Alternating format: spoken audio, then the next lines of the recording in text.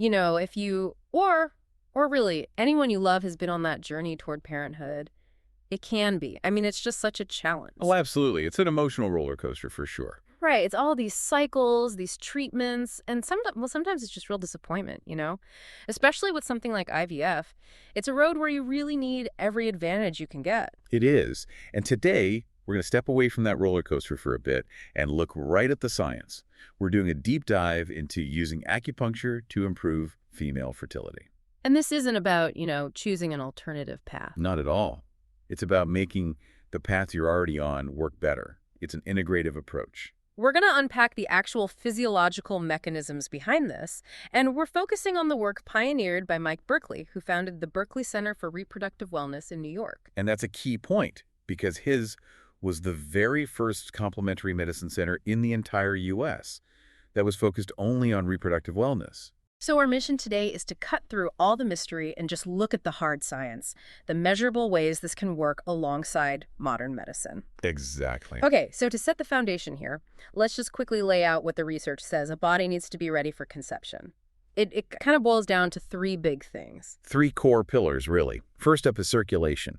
You just have to have a rich, steady supply of blood going to exactly the right places. To the ovaries, right, for the eggs. For the ovaries, for the follicles developing those eggs, and for the uterus to build up that nice thick lining. It's like making sure a factory has a constant delivery of the best raw materials. Okay, that makes sense. What's number two?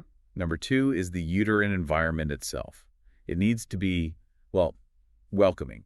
That means good circulation, yes, but it also means it needs to be immunologically calm. Calm. What do you mean by that? I mean, if your body is in this state of overdrive, like with chronic inflammation, the uterine lining can actually become hostile to an embryo. So it's not a safe place to land.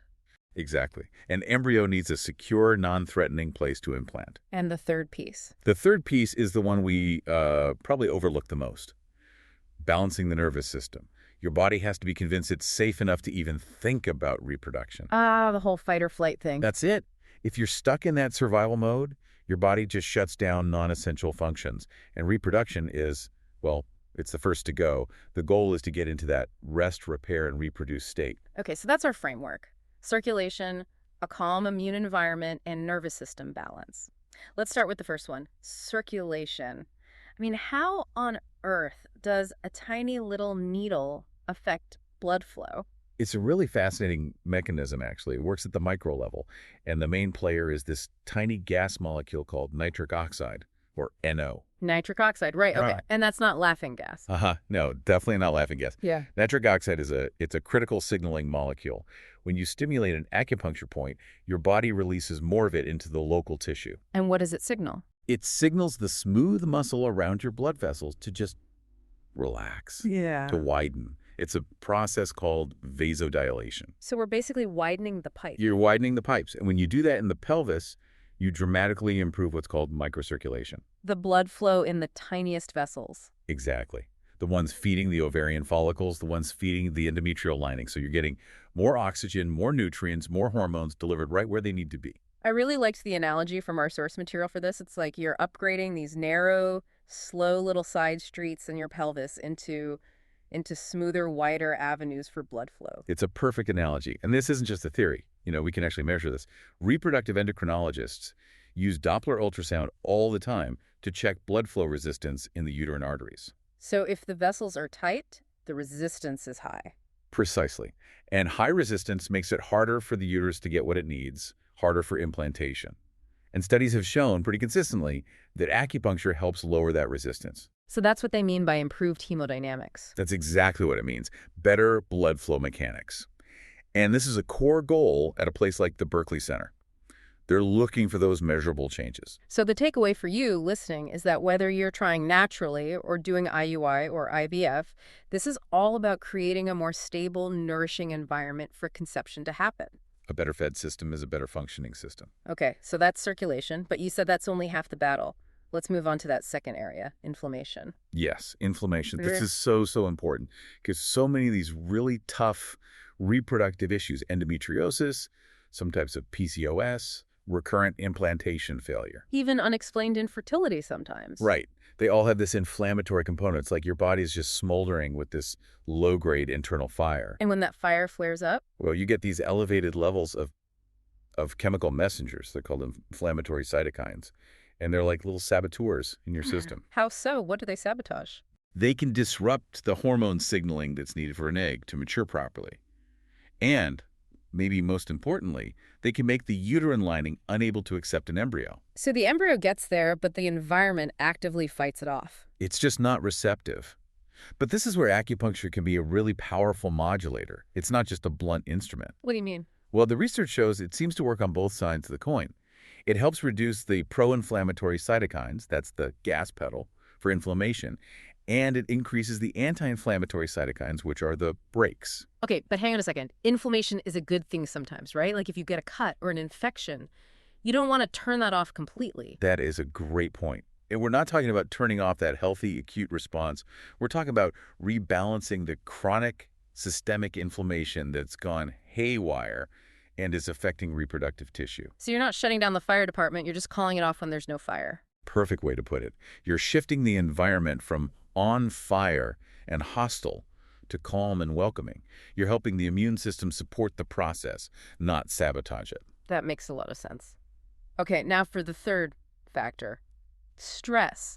This is where it gets really interesting because we're always told to just relax, but this explains why. It's absolutely physiological. It all comes down to something called the HPA axis, the hypothalamic-pituitary-adrenal axis. The body's stress command center. Exactly. And when stress is chronic, and it doesn't matter if it's from work or from the fertility treatments themselves, that axis is just pumping out cortisol. The famous stress hormone. We all know cortisol is bad, but what's the specific chain reaction that messes with fertility? It's all about hierarchy in the body. When cortisol is always high, it basically bullies the brain's reproductive control center. The hypothalamus gets overwhelmed and can't properly release GnRH, which is the master conductor for all your reproductive hormones. So FSH, LH, all of that gets thrown off. The whole symphony falls apart. Your brain is basically screaming, there's an emergency. Making a baby is not the priority right now. So the message is literally, we're in danger. Shut down non-essential services. That's precisely it. And there's a double whammy here because it circles back to our first point, circulation. How so? That constant fight or flight state, that sympathetic tone, physically constricts blood vessels. So it actually reduces blood flow to the uterus, compounding the circulation problem. Wow. So it's a hormonal problem and a physical blood flow problem at the same time. It is, which makes the solution so much clearer.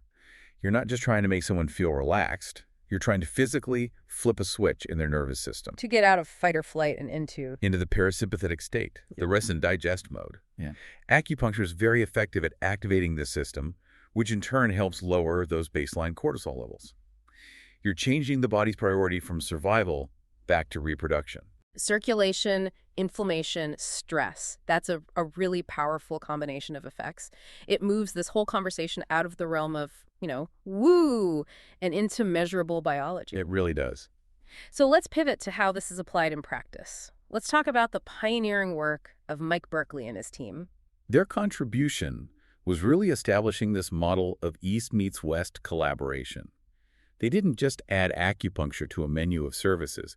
They built a whole clinic around the idea that you can enhance modern medicine by supporting the body's underlying environment. So it's truly integrative. You're using these methods not to replace IVF, but to make the IVF cycle more likely to succeed. Exactly. Or to help medication for PCOS work better, or to manage the inflammation from endometriosis so the body's more receptive. It's about support and enhancement. And what I found interesting is that it's not a one-size-fits-all approach. It's very personalized. Very. The treatment plans are driven by two streams of data. First, all the Western diagnostics. Your lab work, your imaging, your IVF history, especially why a previous cycle might have failed. Okay, so that's one stream. What's the other one? The traditional Chinese medicine diagnosis. That's the other stream. In TCM, they might diagnose something like blood stasis or kidney deficiency. Now, those terms sound arcane, but they're really just traditional frameworks for describing things we'd call poor circulation or hormonal imbalance. So how do those two different ways of looking at the body work together? They inform each other. The TCM diagnosis tells the practitioner where to place the needles and what herbs might help restore balance. Then, The Western diagnostics are used to track if it's working. Ah, okay. So if the Western diagnosis is high uterine resistance, the TCM diagnosis might be blood stasis. You do the treatment for that. And then you use the Doppler ultrasound again later to see if the resistance is actually dropped. You're using modern metrics to validate an ancient therapy. That makes perfect sense. It all comes back to physiology. Right. It's a tool to improve nitric oxide, to enhance hemodynamics, to modulate inflammation, and to calm that stress response. The goal is just to help more women have healthy pregnancies by getting the body's foundation right. So if we look at all the research we reviewed, the pattern is pretty clear. It's very consistent. Acupuncture consistently seems to improve the factors that we know matter for fertility: the circulation, the inflammation, the stress hormones. And here's a final, really practical point from the data that I think is crucial for you to hear. This works best as a sustained course of care. Yes, this isn't about just one magic session on the day of your embryo transfer. Right. It's about systematically improving that internal environment over weeks or even months, leading up to a transfer or a conception attempt. And when it's approached that way, the data shows modest but definitely measurable improvements in pregnancy outcomes for a lot of women. So to sum it up, the goal here, whether at the Berkeley Center or with any other skilled practitioner, is not to replace your reproductive endocrinologist. Not at all. No, it's to be an ally. It's to give your body every single physiological advantage you can. Better blood flow, calmer inflammation, a more receptive uterine environment. It's giving your medical treatments the best possible runway for success. Beautifully said. And maybe a final thought for you to take away from this. If we know for a fact that lowering stress is physiologically meaningful to conception, I mean, it's measurable, Right. then what other things in your life, things you might just dismiss as relaxing, could be having a powerful, measurable impact? Maybe it's meditation, or a walk in nature, or even just 5 minutes of deep breathing. It makes you rethink what self-care actually is. It's not just a nice idea. It's not abstract at all. The mind-body connection is a real powerful driver of your internal chemistry and your health. Powerful indeed. That's our deep dive into the physiology of fertility support.